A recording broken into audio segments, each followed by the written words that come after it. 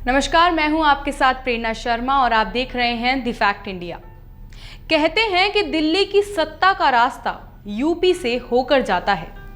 दुनिया के सबसे बड़े लोकतंत्र का सबसे बड़ा सूबा होने के नाते यूपी की गद्दी राजनीति में महत्वपूर्ण है। एक बार फिर इस गद्दी के लिए चुनाव होने हैं और इसी की तैयारियों में जुटी है सभी पार्टियां। आज हम आपको बताने जा रहे हैं कि बीजेपी की कमान संभाले मुख्यमंत्री योगी आदित्यनाथ की कहानी।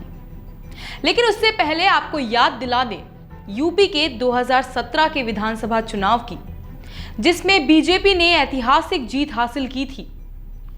2017 में यूपी के विधानसभा चुनाव का जब शंखनाद हुआ तो जनता ने एक बार फिर मोदी के नाम पर मुहर लगाई और मोदी ने अपने विश्वसनीय को यूपी की गद्दी सौंपी। जी हां, योगी आदित्यनाथ को, जिन्होंने महज 21 साल की उम्र में भगवा धारण किया था और गोरखपुर मठ के महंत के साथ लगातार 5 बार गोरखपुर के सांसद भी रहे थे। इनका निजी जीवन जितना आध्यात्मिक रहा, राजनीति जीवन उतना ही दिलचस्प रहा। तो चलिए आपको बताते हैं अजय मोहन बिष्ट से मुख्यमंत्री योगी आदित्यनाथ बनने का इस भगवाधारी का सफर। योगी आदित्यनाथ का पूरा नाम अजय मोहन बिष्ट है। इनका जन्म 1972 को पौड़ी गढ़वाल जिले में हुआ था। पौड़ी गढ़वाल 1972 में उत्तर प्रदेश का हिस्सा था, हालांकि अब यह उत्तराखंड का हिस्सा है। योगी आदित्यनाथ के पिता का नाम आनंद सिंह बिष्ट था। वे फॉरेस्ट रेंजर थे। वहीं उनकी माता गृहिणी थी। योगी के 3 भाई और 3 बहनें हैं। योगी अपने माता पिता की दूसरी संतान है। उनकी पढ़ाई टिहरी के गजा के स्थानीय स्कूल से शुरू हुई।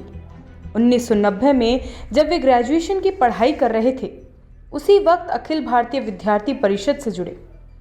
इसके बाद 1992 में इन्होंने श्रीनगर में हेमवती नंदन बहुगुणा गढ़वाल विश्वविद्यालय में गणित से बीएससी की परीक्षा पास की। 90 के दशक में भारतीय राजनीति बहुत अस्थिर थी। एक और जहां प्रधानमंत्री राजीव गांधी की हत्या के बाद केंद्र में कांग्रेस की फिर से वापसी हुई, तो दूसरी ओर बीजेपी के बहुचर्चित नेता लालकृष्ण आडवाणी ने अयोध्या में राम मंदिर निर्माण की तैयारियां तेज कर दी। राम मंदिर निर्माण के लिए कार सेवकों की यात्रा पूरे देश में चर्चा थी। वहीं उसी समय राजनीति से पूरी तरह दूरी बनाए हुए थे योगी आदित्यनाथ, लेकिन वे अपना घर छोड़कर इस यात्रा का हिस्सा बनने निकले। राम मंदिर आंदोलन जब कुछ धीमा पड़ा तो योगी आदित्यनाथ ने आध्यात्म का रुख कर लिया और कुछ समय बाद भगवा धारण कर गोरखपुर स्थित गोरखपुर मठ के महंत बन गए। इसी दौरान उन्होंने नाथ सन्यासी की दीक्षा ग्रहण की।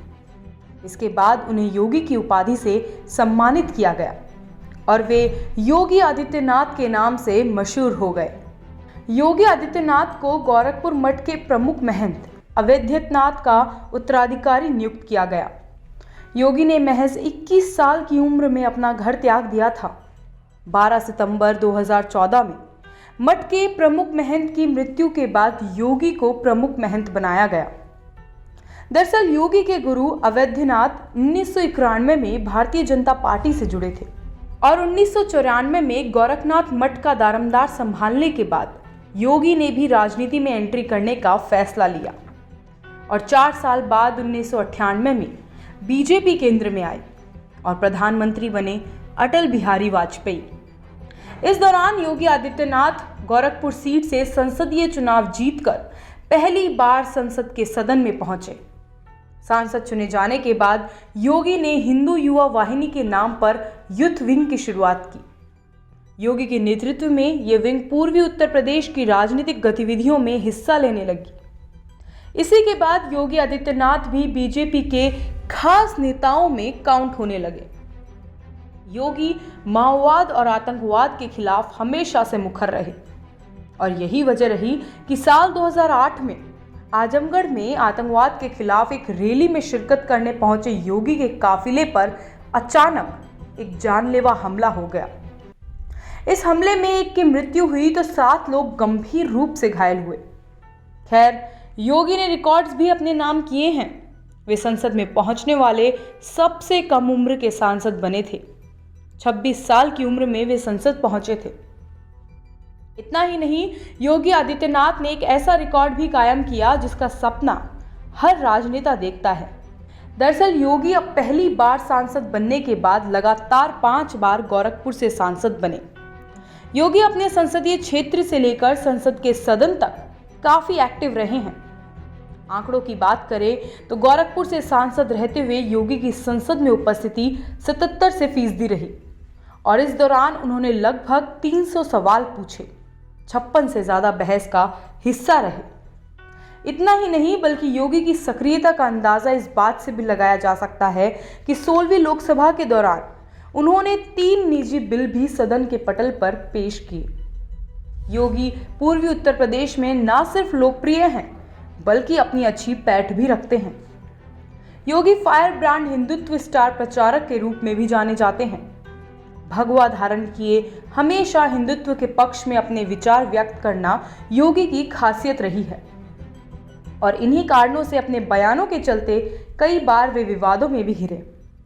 तत्कालीन उप प्रधानमंत्री लालकृष्ण आडवाणी और आरएसएस प्रमुख राजेंद्र सिंह ने योगी से गोरखपुर में कई दफा मुलाकात की और बात की।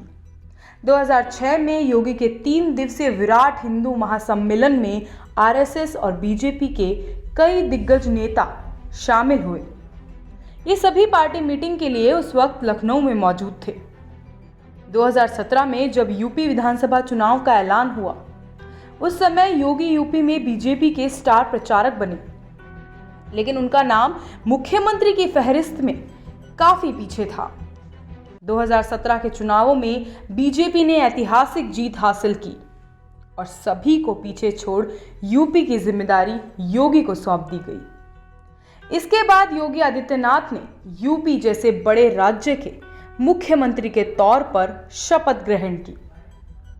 यूपी जितना राजनीति के लिए महत्वपूर्ण है, उतना ही गुंडागर्दी के लिए भी जाना जाता है। ऐसे में इस राज्य की कमान संभालते ही योगी ने इसका कायाकल्प करना शुरू किया।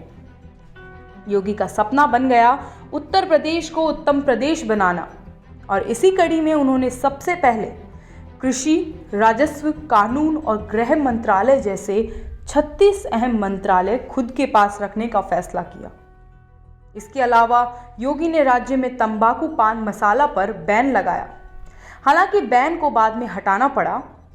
महिला सुरक्षा के लिए एंटी रोमियो स्क्वाड बनाया और गौ हत्या पर भी कड़े कानून बनाए। लव जिहाद पर अध्यादेश लाए। योगी के ये फैसले पूरे देश में चर्चा का विषय बने। इसी के साथ योगी जब बतौर मुख्यमंत्री पहली बार मंत्रिमंडल में पहुंचे थे तो उन्होंने सभी को चौंकाने वाला फैसला भी लिया था। योगी ने 87 लाख छोटे और मध्यम किसानों के लिए लगभग 363 बिलियन का कर्ज माफी का ऐलान किया। योगी ने प्रधानमंत्री मोदी का सपना स्वच्छ भारत अभियान को अपने राज्य में पूर्ण रूप से साकार करने में अहम भूमिका निभाई है। मुख्यमंत्री योगी आदित्यनाथ ने कोई भी कसर नहीं छोड़ी यूपी को एक बेहतर प्रदेश बनाने में। हालांकि अभी विपक्षी पार्टियां आए दिन योगी को घेरे रहती हैं, लेकिन आम जनता का योगी पर भरोसा देखते ही बनता है। बहरहाल ये भरोसा चुनाव में दिखाई देगा या नहीं, ये तो आगामी चुनावी परिणाम ही बता सकेंगे। नमस्कार।